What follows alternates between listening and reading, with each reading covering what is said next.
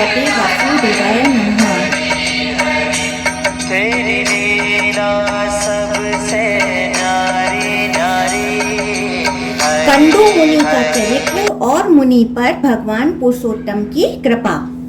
व्यास जी कहते हैं, मुनिवरों, पुरुषोत्तम क्षेत्र संपूर्ण जीवों के लिए सुखदायी है। वह धर्म, अर्थ, काम और मोक्ष चारों पुरुषार्थों का फल देने वाला है। उस तीर्थ में कंडू नाम के एक महातेजस्वी मुनि रहा करते थे, जो परम धार्मिक, सत्यवादी, पवित्र, जितेंद्रिय और समस्त प्राणियों के हित में तत्पर रहने वाले थे। उन्होंने इंद्रियों को जीतकर क्रोध पर अधिकार प्राप्त कर लिया था। वे वेद वेदांगों के पारंगत विद्वान थे और भगवान पुरुषोत्तम की आराधना करके उत्तम सिद्धि प्राप्त कर चुके थे।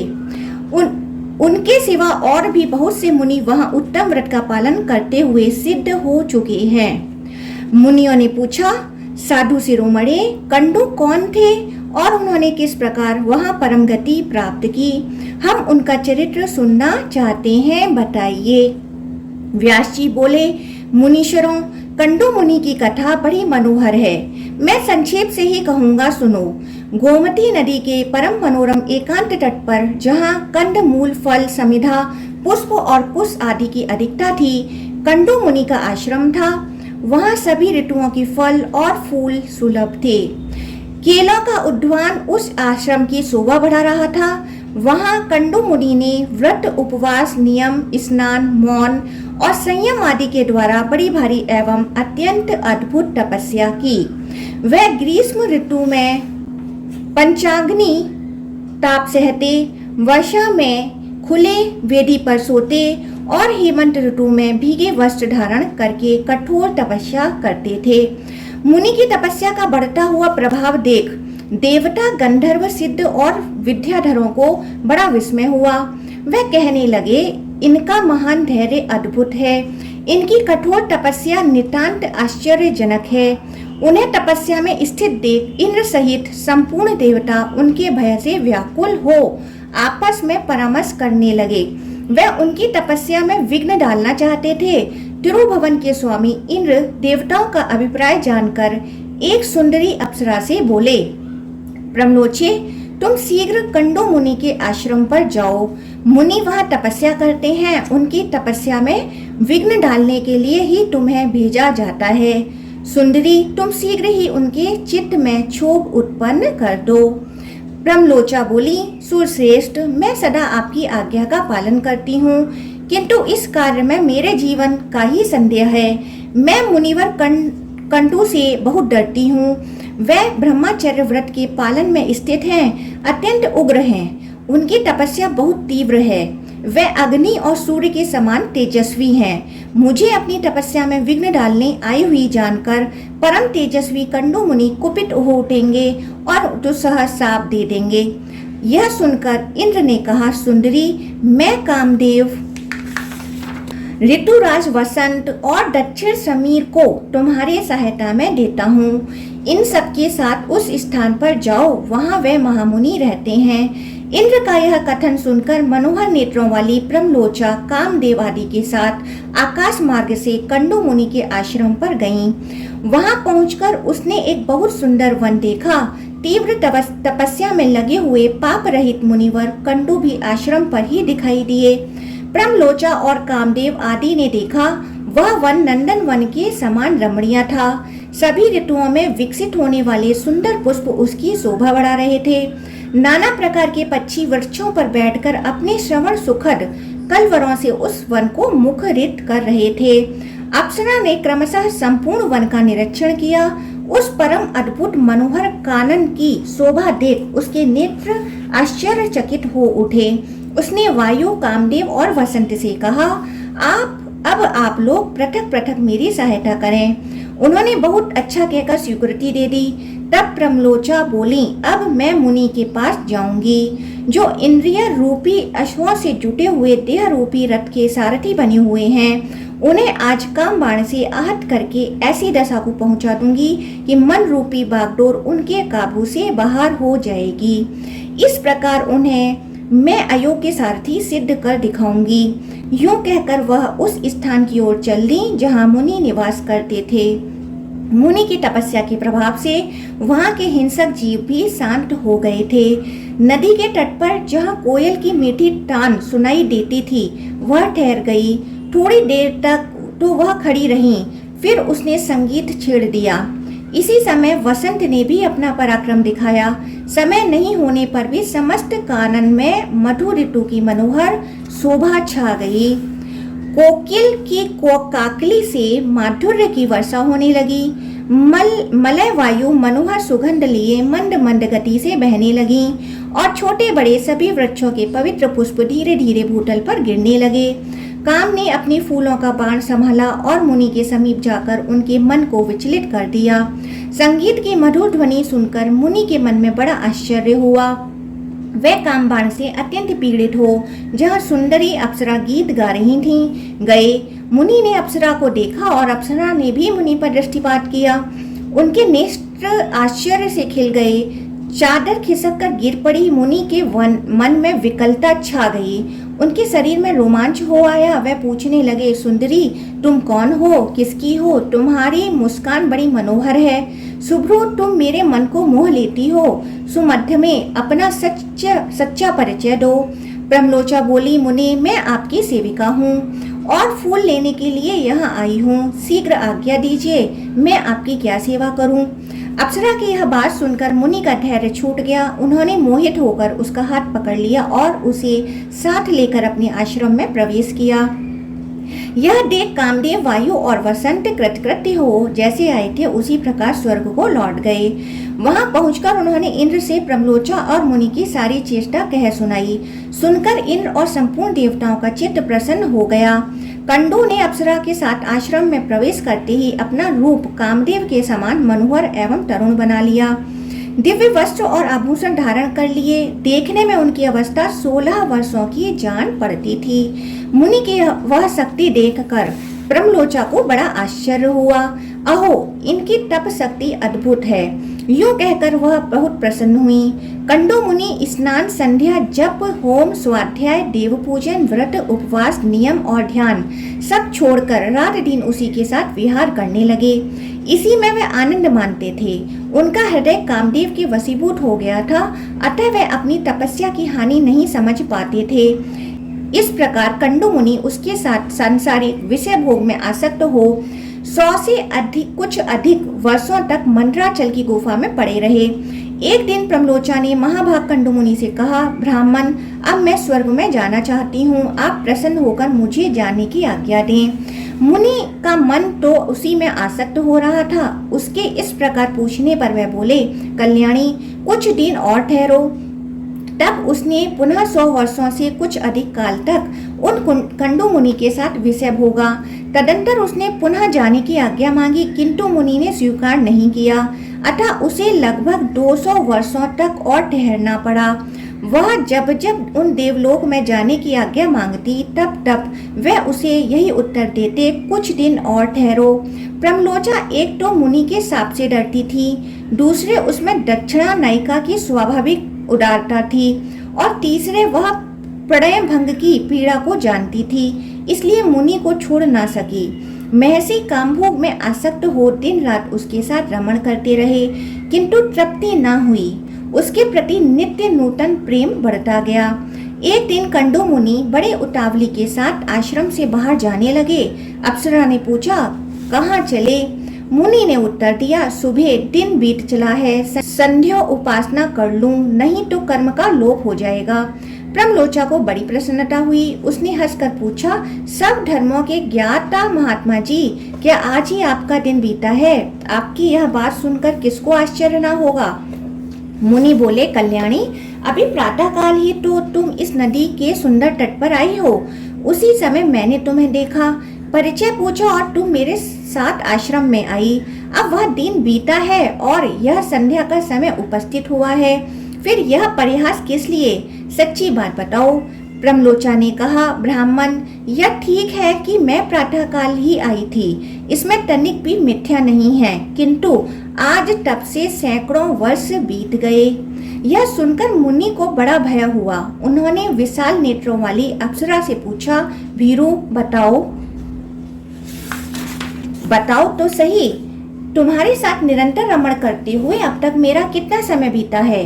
ब्रह्मलोचा बोली, मुने, मेरे साथ आपके 907 वर्ष 6 महीने और 3 दिन बीते हैं। ऋषि ने कहा, सुबह, क्या यह सत्य कहती हो अथवा परिहास की बात है? मुझे तो ऐसा जान पड़ता है कि तुम्हारे साथ एक ही दिन रहा हूँ। ब्रह्मलोचा बोली, ब्राह्मण, आपके समीप मैं झूठ कैसे बोलूंगी, विशेषतः ऐसे अवसर पर जबकि आप धर्म मार्ग का अनुसरण करते हुए पूछ रहे हैं। अप्सरा की बात सुनकर मुनि को बड़ा कष्ट हुआ।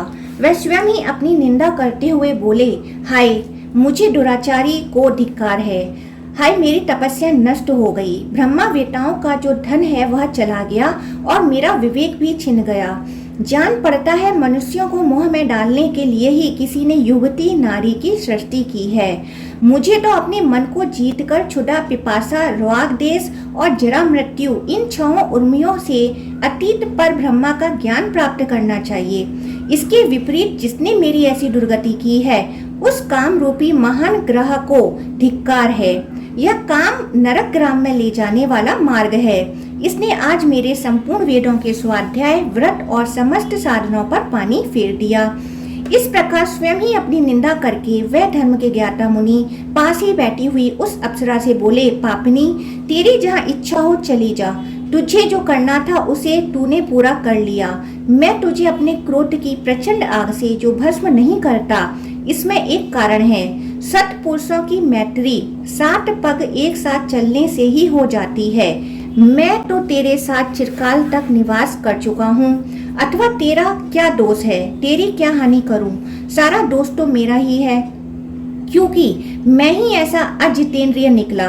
तू तो इंद्र का प्रिय करने के लिए आई थी और मेरी तपस्या का सत्यानाश कर चुकी। अपने कटाक्ष के महामोहमय मंत्र से तूने मुझे घृणित बना दिया। अरे अब चली जा।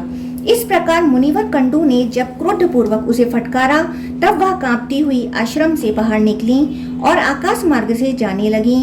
उसके अंग अंग से पसीने की बूंद निकल रही थी और वह वृक्षों के पल्लवों से उन्हें पहुंचती जाती थी। ऋषि ने उसके उदर में जो गर्भ स्थापित किया था वह पसीने के रूप में ही बाहर निकल गया।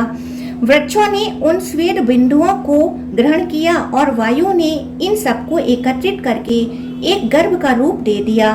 फिर चंद्रमा ने अपनी अमृतमयी किरणों से उस गर्भ को धीरे धीरे पुष्ट किया।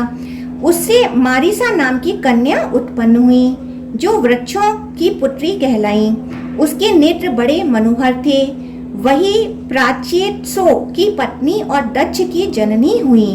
इधर महर्षि कंडू तपस्या क्षीण होने पर श्री विष्णु के निवास स्थान पुरुषोत्तम क्षेत्र को गए। वहां संपूर्ण देवताओं से सुशोभित श्री हरि का दर्शन किया। ब्राह्मण आदि चारों वर्णों और आश्रमों के लोग भगवान की सेवा में उपस्थित थे।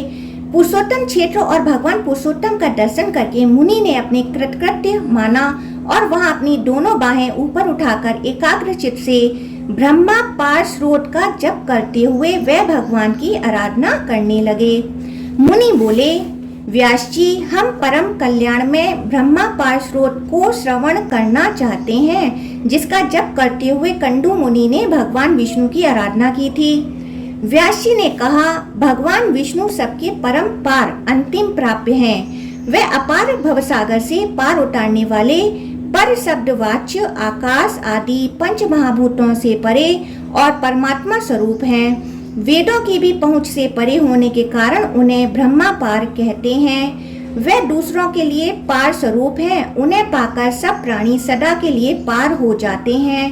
वे पर के भी पर, इंद्रिया, मन आदि के भी अगोचर हैं। सबके पालक और सबकी कामनाओं को पूर्ण करने वाले हैं। वे कारण में स्थित होते हुए भी स्वयं ही कारण स्वरूप हैं। कारण के भी कारण हैं। परम कारणभूत प्रकृति के कारण भी वे ही हैं। कार्यों में भी उन्हीं की स्थिति है। इस प्रकार कर्म और कर्ता आदि अनेक रूप धारण करके वे संपूर्ण विश्व की रक्षा करते हैं। ब्रह्मा ही प्रभु है, ब्रह्मा ही सर्वस्वरूप है, ब्रह्मा ही प्रजापति तथा अपनी महिमा से कभी च्युत न होने वाला है। वह ब्रह्मा अविनाशी, नित्य और अजन्मा है। वही क्षय आदि संपूर्ण विकारों के संपर्क से रहित भगवान विष्णु हैं। वह भगवान पुरुषोत्तम ही अविनाशी, अजन्मा एवं नित्य ब्रह्मा हैं। उनके प्रभाव से मेरे राग आदि समस्त दोष नष्ट हो जाएं।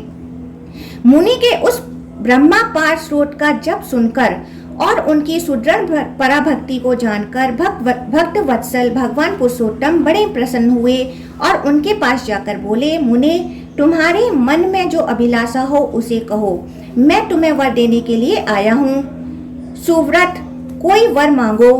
देवाधिदेव भगवान चक्रपाणि के ये वचन सुनकर मुनि ने सहसा आंखें खोल दी और देखा भगवान सामने खड़े हैं। उनका श्रीअंग तीसी के फूल की भांति श्याम है। नेत्र पद्मा पत्र के समान विशाल हैं। हाथों में शंख, चक्र और गदा शोभा पाते हैं। माथे पर मुकुट और भुजाओं में भुजबंद सुशोभित हैं। चारों भुजाएं हैं। अंग अंग से उदारता टपकती है। सुंदर शरीर पर पीतांबर शोभा दे रहा है। श्री वत्स चिन्ह से युक्त वक्ष स्थल वनमाला से विभूषित हैं। श्री हरि समस्त शुभ लक्षणों से युक्त दिखाई देते हैं। उनके अंगों में सब प्रकार के रत्नमय आभूषण शोभा पाते हैं। श्री अंग में दिव्य चंदन लगा है और दिव्य हार उनकी शोभा बढ़ा रहा है। इस प्रकार भगवान की झांकी देखकर कंडू मुनि के शरीर में रोमांच हो आया। उन्होंने दंड की भांति पृथ्वी पर गिरकर साष्टांग प्रणाम किया और कहा, आज मेरा जन्म सफल हुआ, आज मेरी तपस्या का फल मिल गया। यूं कहकर मुनि ने भगवान की स्तुति आरंभ की। कंडू बोले, नारायण हरे श्री कृष्ण श्री वत्सांग, जगतपति, जगत बीज, जगतध्वाम, जगत साक्षीन, आपको नमस्कार है। अव्यक्त विष्णु, आप ही सबकी उत्पत्ति के कारण हैं। प्रकृति और पुरुष दोनों से उत्तम होने के कारण आपको पुरुषोत्तम कहते हैं। कमल नयन गोविंद जगन्नाथ, आपको नमस्कार है।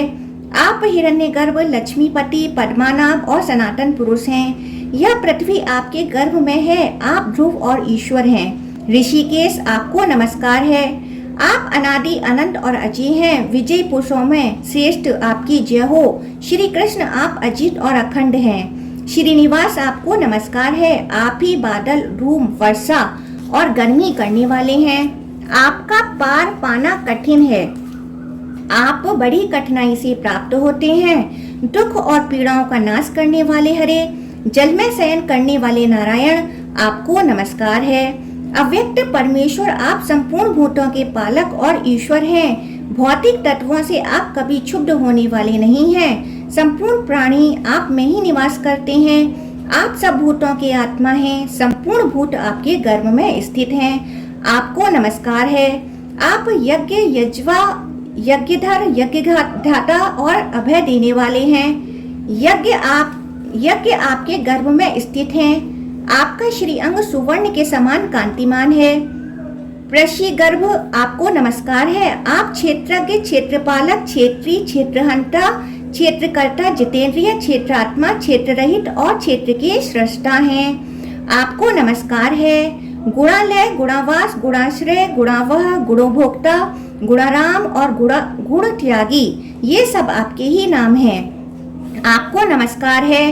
आप ही श्री विष्णु हैं। आप ही श्री हरि और चक्री कहलाते हैं। आप ही श्री विष्णु और आप ही जनार्दन हैं। आप ही वसटकार कहे गए हैं। भूत, भविष्य और वर्तमान के प्रभु भी आप ही हैं। आप भूतों के उत्पादक और अव्यक्त हैं। सबकी उत्पत्ति के कारण होने से आप भव कहलाते हैं। आप संपूर्ण प्राणियों के भरण पोषण करने वाले हैं। आप ही भूत भावन देवता हैं। आपको अजन्मा और ईश्वर कहते हैं। आप विश्वकर्मा हैं, श्री विष्णु हैं, शंभु हैं और वृषभ की आकृति धारण करने वाले हैं। आप ही शंकर, आप ही शुक्राचार्य, आप ही सत्य, आप ही तप और आप ही जनलोक हैं। आप विश्व विजेता, कल्याण में शरणागत पालक, अविनाशी, शंभु, स्वयंभू, ज्येष्ठ, परायण, परम आश्रय हैं। आदित्य, ओमकार, प्राण, अंधकार नाशक, सूर्य, मेघ, सर्वत्र विख्यात तथा देवताओं के स्वामी ब्रह्मा भी आप ही हैं। रक, यजु और साम भी आप ही हैं। आप ही सबके आत्मा माने गए हैं। आप ही अग्नि, आप ही वायु, आप ही जल और आप ही पृथ्वी हैं। सृष्टा, भोक्ता, होता, हविष्य, यज्ञ, प्रभु, विभु, श्रेष्ठ, लोकपति और अच्युत भी आप ही हैं। आप सबके दृष्टा और लक्ष्मीवान हैं। आप ही सबका दमन करने वाले और शत्रुओं के नाशक हैं। आप ही दिन और आप ही रात्रि हैं। विद्वान पुरुष आपको ही वर्ष कहते हैं। आप ही काल हैं। काल, काष्ठा, मुहूर्त, क्षण और लव सब आपके ही स्वरूप हैं। आप ही बालक, आप ही वृद्ध तथा आप ही पुरुष, स्त्री और नपुंसक हैं। आप विश्व की उत्पत्ति के स्थान हैं। आप ही सबके नेत्र हैं। आप ही स्थाणु, स्थिर रहने वाले और आप ही शुचि, श्रवा, पवित्र यश वाले हैं। आप सनातन पुरुष हैं। आपको कोई जीत नहीं सकता। आपके इंद्र के छोटे भाई उपेंद्र और सबसे उत्तम हैं। आप संपूर्ण विश्व को सुख देने वाले हैं। वेदों के अंग भी आप ही हैं। आप अविनाशी, वेदों के भी वेद, ज्ञेय तत्व, धाता, विधाता और समाहित रहने वाले हैं। आप जलराशि समुद्र हैं। आप ही उसके मूल हैं। आप ही धाता और आप ही वसु हैं। आप वैद्य, आप धृतात्मा, आप इंद्रियातीत हैं। आप सबसे आगे चलने वाले और गांव के नेता हैं। आप ही गरुण और आप ही आदिमान हैं। आप ही संग्रह, लघु और आप ही परम महान हैं। अपने मन को वश में रखने वाले और अपनी महिमा से कभी च्युत न होने वाले भी आप ही हैं। आप यम और नियम हैं। आप प्रांशु, उन्नत शरीर वाले और चतुर्भुज हैं। अन्य, अंतरात्मा और परमात्मा भी आप ही कहलाते हैं। आप गुरु और गुरुत्तम हैं। वाम और दक्षिण हैं। आप ही पीपल एवं अन्य वृक्ष हैं। व्यक्त, जगत और प्रजापति भी आप ही हैं। आपकी नाभि से सुवर्ण में कमल प्रकट हुआ है। आप दिव्य शक्ति से संपन्न हैं। आप ही चंद्रमा और आप ही प्रजापति हैं। आपके स्वरूप का वर्णन नहीं किया जा सकता। आप ही यम और आप ही दैत्यों के नाशक श्री विष्णु हैं। आप ही संकर्षण देव हैं। आप ही कर्ता और आप ही सनातन पुरुष हैं। आप तीनों गुणों से रहित हैं। आप ज्येष्ठ, वरिष्ठ और सहिष्णु हैं। लक्ष्मी के पति हैं। आपके सहस्त्रों मस्तक हैं। आप अव्यक्त देवता हैं। आपके सहस्त्रों नेत्र और सहस्त्रों चरण हैं। आप विराट और देवताओं के स्वामी हैं। देवदेव, तथापि आप 10 अंगुल के होकर रहते हैं। जो भूत है वह आपका ही स्वरूप बताया गया है। आप ही अंतर्यामी, पुरुष, इंद्र और उत्तम देवता हैं। जो भविष्य है वह भी आप ही हैं। आप ही ईशान, आप ही अमृत और आप ही मृत्य हैं। यह संपूर्ण संसार आपसे ही अंकुरित होता है। अतः आप परम महान और सबसे उत्तम हैं। देव, आप सबसे ज्येष्ठ हैं, पुरुष हैं और आप ही 10 प्राणवायुओं के रूप में स्थित हैं। आप विश्व स्वरूप होकर 4 भागों में स्थित हैं। अमृत स्वरूप होकर 9 भागों के साथ भूलोक में रहते हैं और 9 भागों सहित सनातन पौरुषीय रूप धारण करके अंतरिक्ष में निवास करते हैं। आपके 2 भाग पृथ्वी में स्थित हैं और 4 भाग भी यहाँ हैं। आपसे यज्ञों की उत्पत्ति होती है जो जगत में वृष्टि करने वाले हैं। आपसे ही विराट की उत्पत्ति हुई जो संपूर्ण जगत के हृदय में अंतर्यामी पुरुष रूप से विराजमान है। वह विराट पुरुष अपने तेज, यश और ऐश्वर्य के कारण संपूर्ण भूतों से विशिष्ट है। आपसे ही देवताओं का आहारभूत हवनीय घृत उत्पन्न हुआ। ग्राम्य और जंगली औषधियां तथा पशु एवं मृग आदि भी आपसे ही प्रकट हुए हैं। देवदेव, आप ध्येय और ध्यान से परे हैं। आपने ही औषधियों को उत्पन्न किया है। आप ही 7 मुखों वाले दैदीप्यमान विग्रह से युक्त काल हैं। यह स्थावर और जंगम तथा चर और अचर संपूर्ण जगत आपसे ही प्रकट हुआ है और आप में ही स्थित है। आप अनिरुद्ध, वासुदेव, प्रद्युम्न तथा दैत्य नाशक संकर्षण हैं। देव, आप संपूर्ण देवताओं में श्रेष्ठ और समस्त विश्व के परम आश्रय हैं। कमल नयन, मेरी रक्षा कीजिए। नारायण, आपको नमस्कार है। भगवान विष्णु, आपको नमस्कार है। पुरुषोत्तम, आपको नमस्कार है। सर्वलोकेश्वर, आपको नमस्कार है। कमलालय, आपको नमस्कार है। गुणालय, आपको नमस्कार है। गुणाकर, आपको नमस्कार है। वासुदेव, आपको नमस्कार है। सुरोत्तम, आपको नमस्कार है। जनार्दन, आपको नमस्कार है। सनातन, आपको नमस्कार है।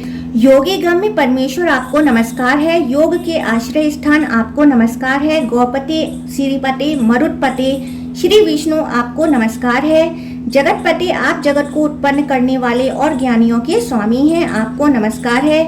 दिव स्वपते आपको नमस्कार है। महीपते आपको नमस्कार है। पुंडरीकाक्ष आप मधु दैत्य का वध करने वाले हैं, आपको नमस्कार है, नमस्कार है।